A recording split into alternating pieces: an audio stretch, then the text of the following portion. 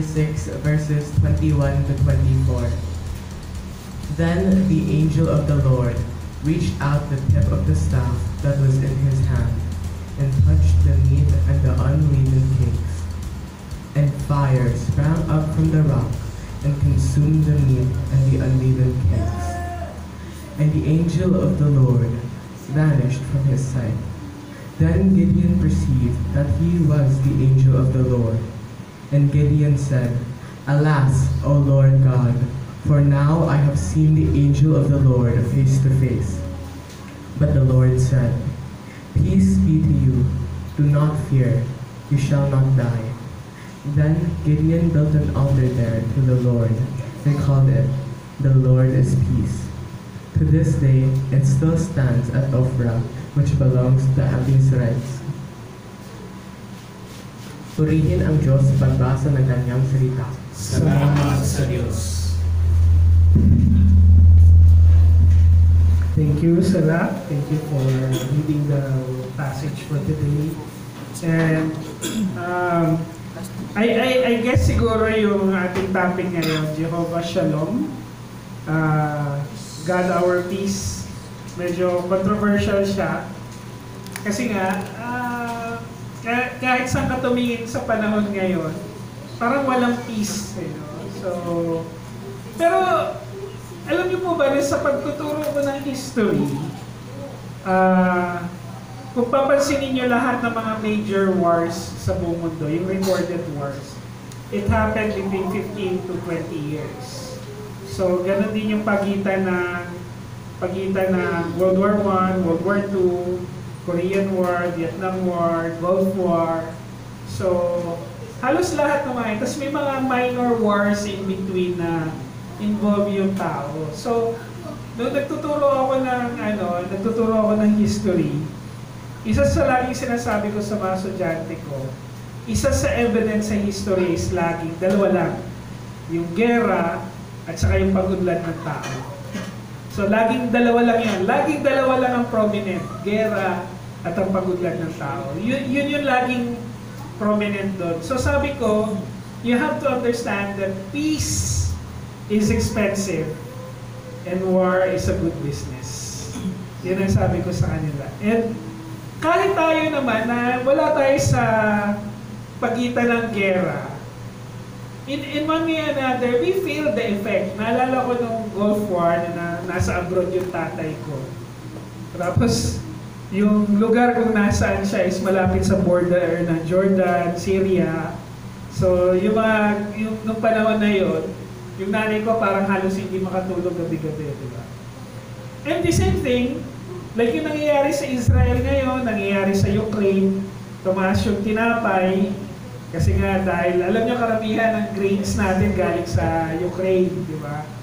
So, yung Middle East nagbabadya na magtaas ng gasolina dahil nga doon sa conflict, and so on and so forth, di ba? There's so many things na parang araw-araw sa buhay mo, parang yun yung gusto mo mangyari, yung peace of mind, di ba? Lagi tayong stress. And sa panahon natin ngayon, lalo na tayong dumaan sa pandemic, parang ang taas ng value ngayon sa mental health. Di ba? Ang taas ng value. Kasi yung peace of mind na lagi nating hinahanap, stress tayo sa information, overloaded tayo ng mga ideas, tapos hindi mo maaalam kung saan mo hahanapin yung mga bagay na makakapagbigay sa iyo ng peace. Di ba? So, I guess the idea of Jehovah Shalom, parang ang accusation naman sa ating mga Kristiyano, you call your God the God of peace. Pero pag Old Testament, di ba, nung pinag-aralan natin yung Old Testament, ang daming war, ang daming patayan. But you have to understand na God has a different idea of peace more than the peace that we have. So, kaya nga, like for example, bakit daw pag ang tao ang pumatay, tawag doon murder, di ba? Pero pag si God ba, murder pa rin ang kumuha ng buhay. So, you have to understand na minsan ganun kababaw yung idea ng tao that we equate peace in so many things na napakaliit, di ba? Ako, ang gusto ko lang mangyari, yung gigising ako sa umaga, wala akong iisiping trabaho. Sana ganun eh, di ba? Wala kang paplansyahin uniforme, pag Sabado wala kang lalabahan. Yun ang peace of mind para sa akin. But we have to understand na there's so much with the word peace. That the word shalom is actually very important sa maraming religion. So we have to understand na doon sa Judges 6, buksan muna natin doon sa Judges 6. Just to give you a glimpse, doon pa lang sa Book of Judges, kaya siya Book of Judges kasi hinusgahan sila ng mga judges. God brought up judges to bring them to idea na hindi na naman kayo sumunod sa akin. Yun yung point na yun. So, in Judges 6, yung pagtawag kay Gideon, merong nangyari kasi na, Israel was disobedient. Pag binasa niyo yung buong Judges, disobedience ng Israel yung pinapakita doon.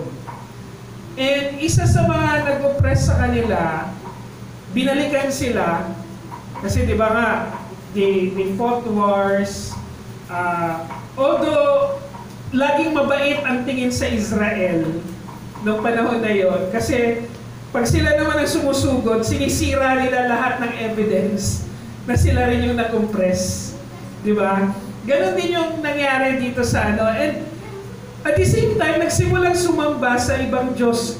Again, it's a cycle na meron na namang ibang Diyos na sinasamba ang Israel.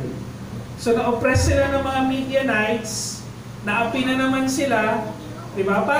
Parang kay nung ilang daang taon lang or something like that, umiiyak sila sa Panginoon dahil alipin sila ng Egypt, sinugod sila ng ganitong bansa, inalipin sila ng ganitong bansa, and ganito na naman, they're crying for help from God. But at the same time, during that time, ng mga panahon na yan, God raises people that will also open the mind ng country nila. And isa na si Gideon doon. So, sabi dito, Gideon who is hiding while threshing wheat. Di ba? Kasi nga napaka-limited na pwede nilang gawin ng time na yon. Nagpakita. Actually, the word angel there is also equivalent to the Spirit of God. Pero pansinin ninyo, tinawag ni Gideon na God yung nakasalamuhan niya, Adonai. So, to that effect, parang nagpakita ang Diyos kay Gideon, not just an angel, but actually interchangeably, ginagamit yung angel as a Spirit of God or a representation of God. Sa panahon din po na ito, pinapakilala na ito, it might be a foreshadowing of Christ. Kasi nung time na yon, nag-offer si Gideon, tapos nasunog yung kanyang offering. Nang pagpapakita ng pagtanggap ng Diyos dun sa kanyang offering. And pagkatapos nun, ano ang susunod pag tinanggap ng Diyos yung offering? Salvation. Di ba? Ganun ang pattern ng Panginoon. The same thing, when Jesus Christ died, His life was accepted by the Father as an offering. So salvation will come to man. So ganun yung foreshadowing nung Book of Judges. So, I hope maintindihan natin yung pattern na bakit naghahanap ng kapayapaan nung panahon na to. And Gideon declared, Jehovah Shalom, on the altar.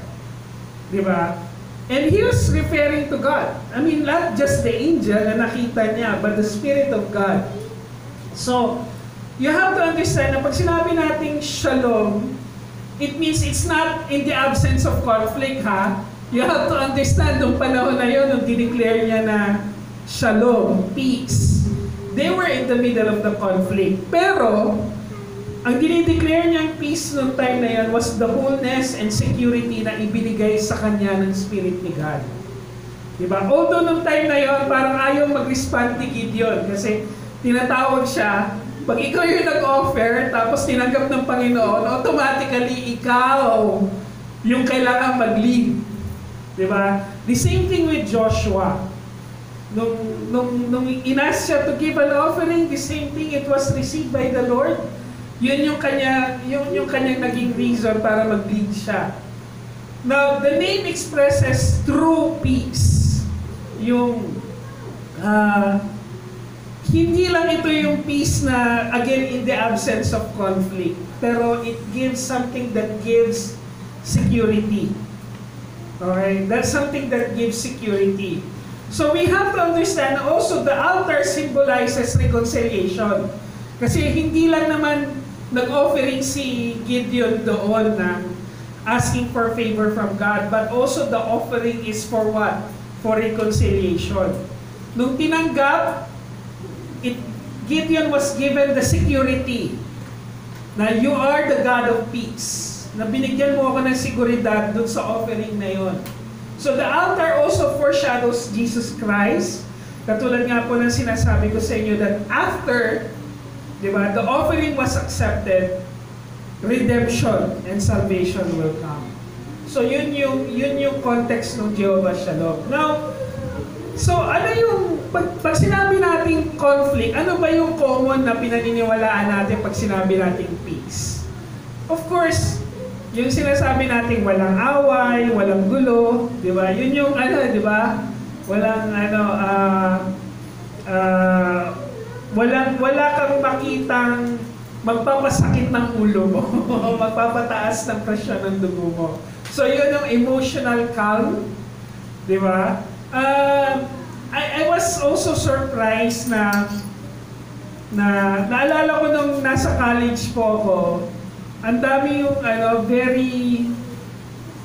siguro very evident sa amin nung time na yun, yung mga kulto-kulto na kung ano-ano yung mga pinapangakong kapayapaan sa'yo, di ba? Parang gano'n.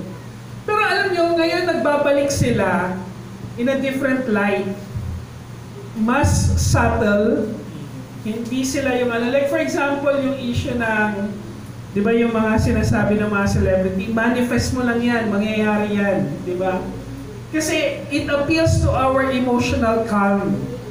Na pag sinabi mo, mangyayari yan, binibigyan ka niya ng kumpiyansa na, yes, mangyayari na, di ba? Parang binibigyan ka niya na, well, technically, false security siya. But at the same time, dun sa mga pinapangarap mo, will give you material stability and relational stability, yung social harmony, di ba? So, normally, ganun ang tingin natin pagdating ng pag sinabi natin kapayapaan. Parang katulad nga ng Switzerland, the most peaceful country in the world.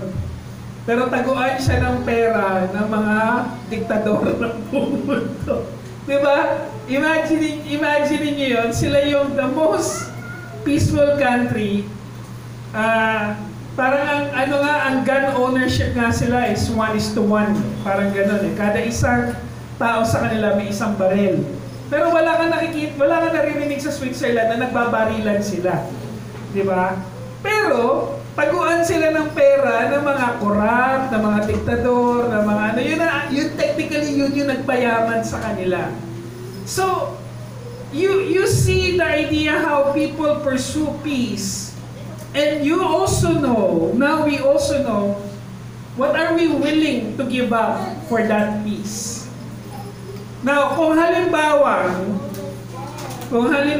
sasabihin sa'yo na, sige, ito ang i-give up, basta meron kang i-give up para wala ka nang iisipin, wala ka nang magiging problema sa mundo, ano kaya yung willing kang i-give up?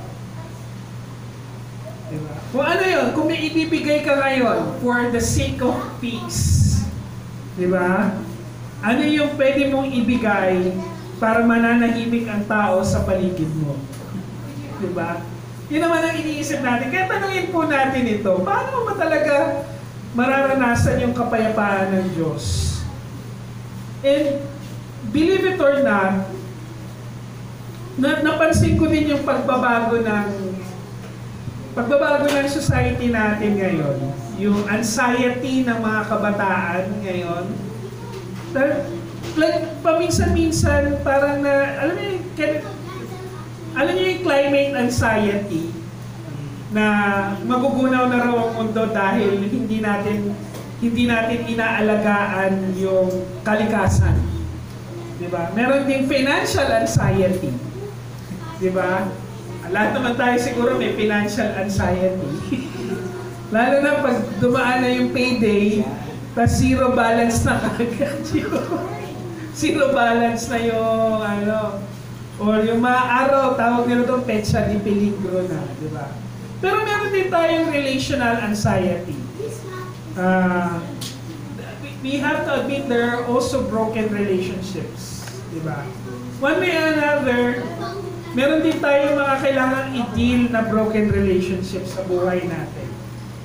And no matter how we will try to escape that, there would always be an issue with relationship. So paano ba talaga natin mararanasan yung kapayapaan na yun? Unang-una, tanggapin muna natin na yung Diyos ng Biblia ay hindi tulad ng Diyos ng sanlibutan. For most of the time, lagi natin kino-compare si God. Yung God na pinaniniwalaan natin dun sa Bible. Dun sa God na gustong paniwalaan ng mundo.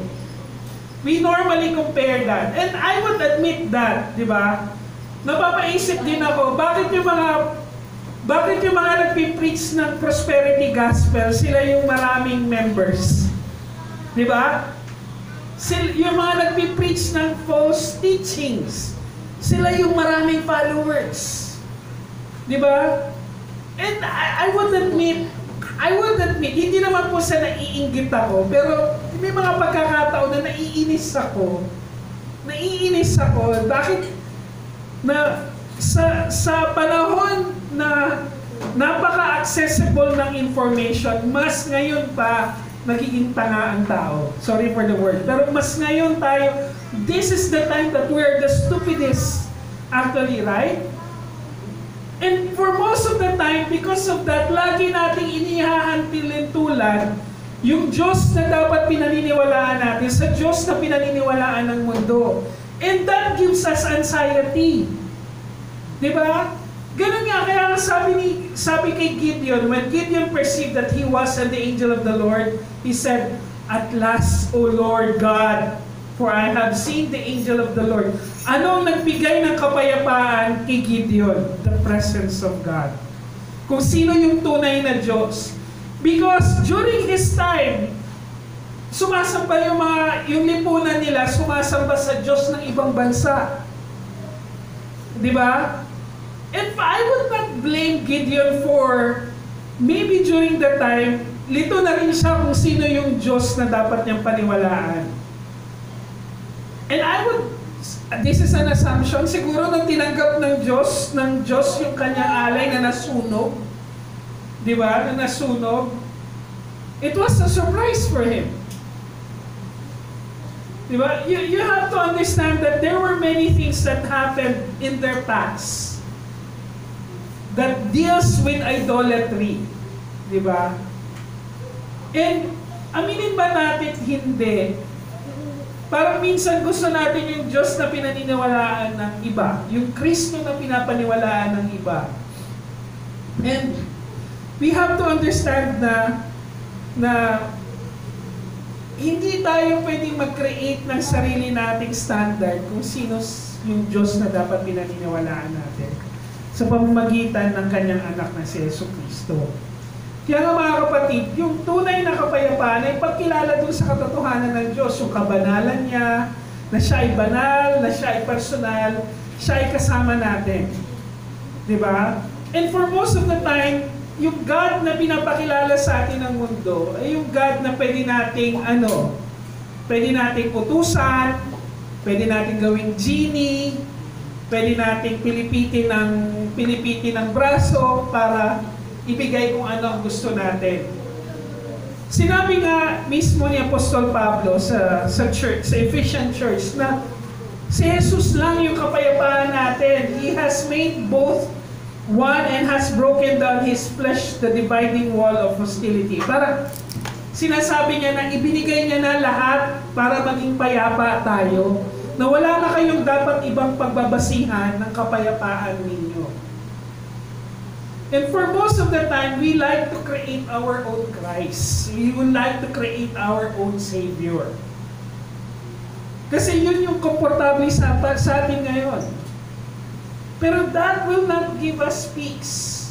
Every time we create our own Jesus, every time we create our own Savior, every time we create our own God, that will not give us peace. So let's stop comparing God from the God of the world, the gods of the world. Diba? So paniwalaan natin kung sino siya. Siya ay banal, siya ay personal, siya ay kasama natin. And let that be our security. Diba? And again, I would understand that it will be challenging at this time. And even my kids, diba? Yung mga language na ginagamit nila, diba? Minsan nagugulat ako, hindi ko naman tinuro yun. Diba? Hindi naman, narinig ba nila sa akin yun? Diba? Napapaisip din ako, but at the end of the day, I would like them to understand na walang ibang magbibigay ng kapayapaan sa kanila maliban sa ang Diyos. And that's the same thing. Parang ako, di ba, parang lagi ko sinasabi sa inyo example, takot akong mamatay ngayon kasi lagi ko inisip paano na lang yung mga anak ko. As if mabubuhay silang mabuti, mabuhay pa rin ako. Diba? But I give them to God. God loves them more than I love them. Diba? Yun yung kailangan kong isuko. And binigay sila sa akin ng Diyos. I will try my best based on God's word to raise them. Lagi ko sinasabi, I'm not perfect, pero it's not an excuse sa pagpapalaki ng mga anak. And the same thing with the church. And it's the same thing that we tell it to you. Rebuke us because may mga pagkakataon na naiinggit ako sa Diyos ng mundo. Di ba? Naiinggit ako dun sa Diyos na. But God Himself should be enough security to me. Sabi nga ni Charles Spurgeon, there's no peace apart from God because there's no rest apart from His will. Wala tayong masusupong kapahingahan nang wala siya. We have to remember that. Ikatalawang katotohanan, mga kapatid, masusumpungan natin yung kapayapaan kung hanapin mo ang presensya ng Diyos, hindi mga alternatibo ng mundo. Diba? The world will give us alternatives into theology, into truth, into moral standards. And I would admit I'm afraid kasi kami nila Pastor Mon, may mga circle of friends kami na mga pastors. And sometimes, ako personally natatakot ako na may mga naririnig akong mga kaibigan kong mga pastor na meron silang alternative theology. Tawag ko doon alternative theology. Alternative morality. Diba? And nakikita naman natin siguro sa YouTube, sa TV. Like for example, ngayon, there are churches who are more willing to accept kung ano yung common kumpara doon sa kung ituro yung tama kasi takot silang maka-offend.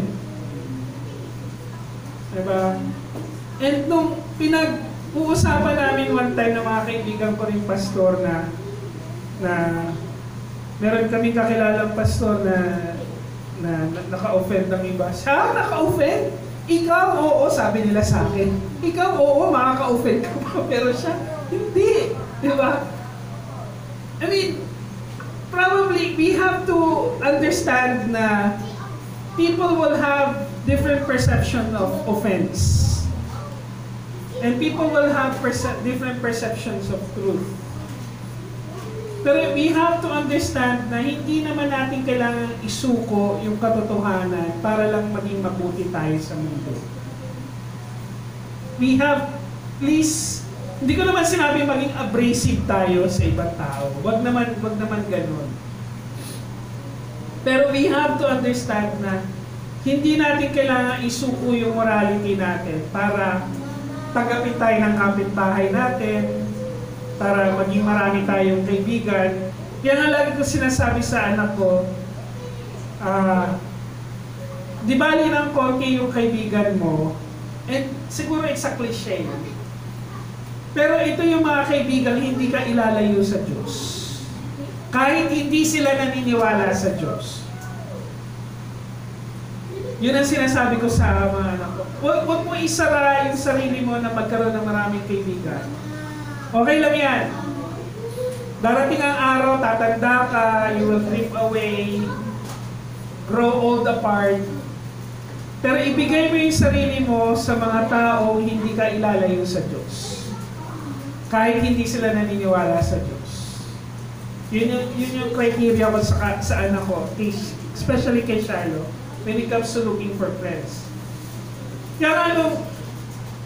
Kaya nga, nung nagpakita ang Diyos, nagparamdam sa Diyos, God presented Himself to Gideon. So the Lord said to him, "Peace be to you. Do not fear. You shall not die." Kasi, the Israel knows that there's no other punishment in idolatry except for death. Diba?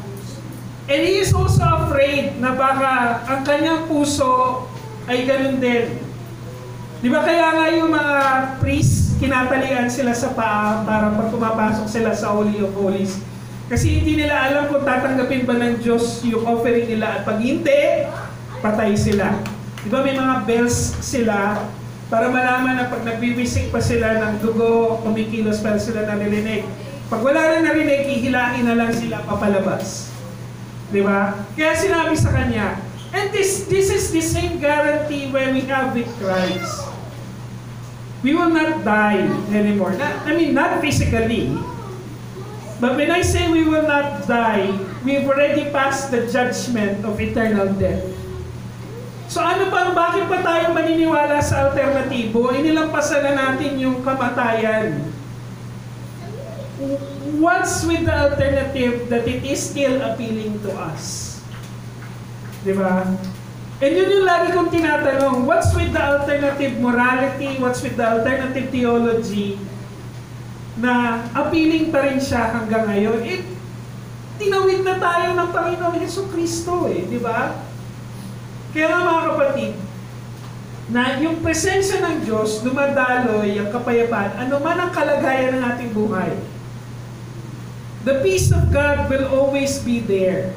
If we truly claim that we are believers, we are sinners saved by His grace, dadaloy at dadaloy ang kapayapaan doon dahil ipinangako na ito ni Kristo at mananatili tayo sa Kanya. At kung mananatili tayo sa Kanya, and the Holy Spirit is there, hindi na natin pwedeng, kung alam natin sa sarili natin na ligtas tayo, no one can snatch you away from Him. That's the promise that was given to us. Alam niyo mga kapatid, yun yung daang-daang taong pinaglaban ng mga Baptist na hindi nawawala ang kaligtasan. Diba? We were even persecuted because of that, na naniniwala tayo na hindi nawawala ang kaligtasan. But that's the same promise. Philippians 4:6-7. The peace of God which surpasses what? All understanding. Hindi mo man maintindihan, pero alam mo na meron kang kapayapaan sa sarili mo. And it's the same thing. Bakit may mga taong magtsatsaga sa mga bagay na mahirap para sa Diyos? Ba't may mga taong magtsatsaga para sa mga wala namang direct benefit para sa kanila? Diba? Because there's the peace that God had given us that surpasses all understanding. It will guard your heart and your minds in Christ Jesus. Diba? Kaya, siguro nung habang tumatanda ako bilang isang Kristiyano, mas nalalo po ako nagiging skeptic sa turo ng iba. Hanggang hindi ko rin nababasa, hindi ko rin napag-aaralan sa sarili ko. Ayoko rin maagad paniwalaan na yun nga yun. Gusto ko rin po siyang pag-aralan sa sarili ko. Okay? So, ikatlong katotohanan, mga kapatid.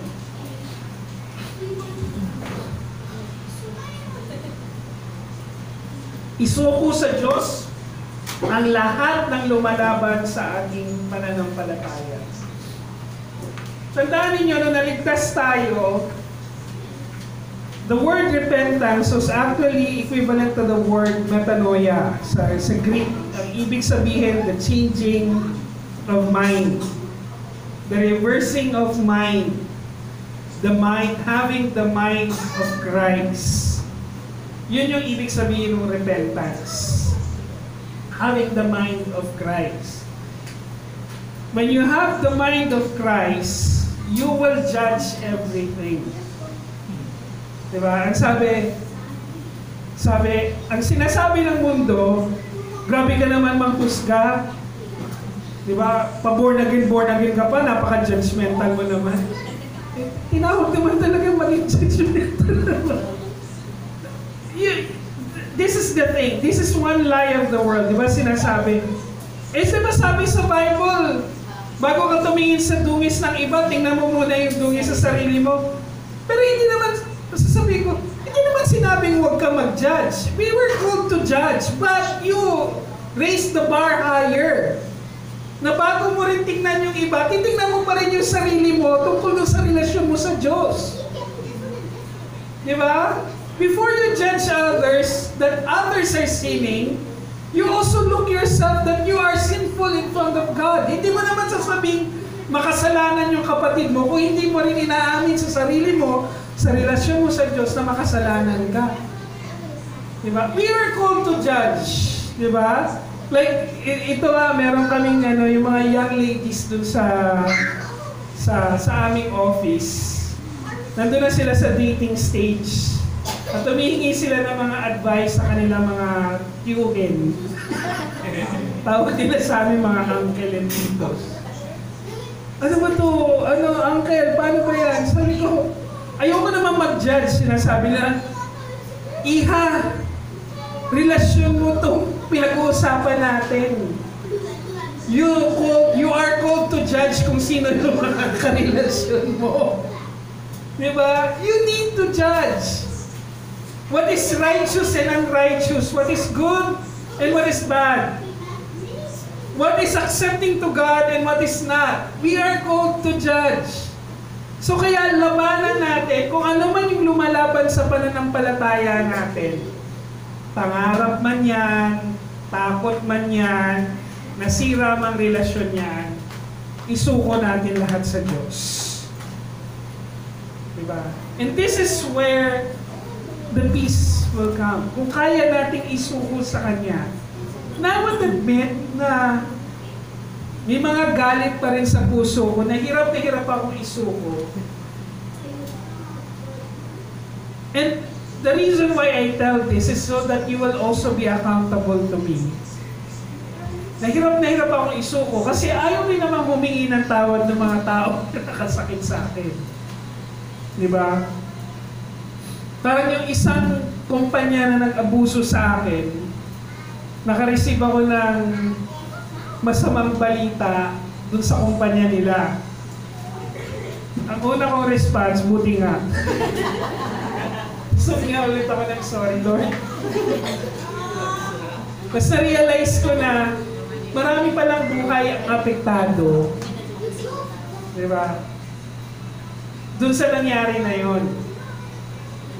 And I have to check myself na ano ba yung mga bagay na lumalaban sa pananampalataya ko? Galit, puot, sarili kong pangarap, di ba? And I have to give it to God. If I would like peace, kailangan ko isuko sa Kanya yon. Di ba? And forever kung titingnan tong kumpanya na to, that this company is evil, this company is bad. Di ba? Dahil lang sa ginawa nila sa akin. Di ba? But let's look what Gideon did. He built an altar so that he could reconcile not only himself but his country to God. And if I would like us to reconcile ourselves to God as a church, ganun din dapat ako. Isusuko ko rin itong mga bagay na to. So before Gideon fought the Midianites, God gave him peace. Hindi lang peace na mananalo, pero peace na nakita na kita. Peace na nakita mo ako. Peace na na-encounter mo yung tunay at nag-iisang Diyos. And that's the thing. Ang importante sa ating repentance is that we encountered the one true God who loves us so much that He gave His Son, Jesus Christ, para maligtas tayo. The altar He built symbolizes what? Surrender and trust. And kailangan kong isuko yun. Kailangan kong... And remember the story of another man who did bad thing to us. Tapos nag-reach out sa akin para humingi ng tulong.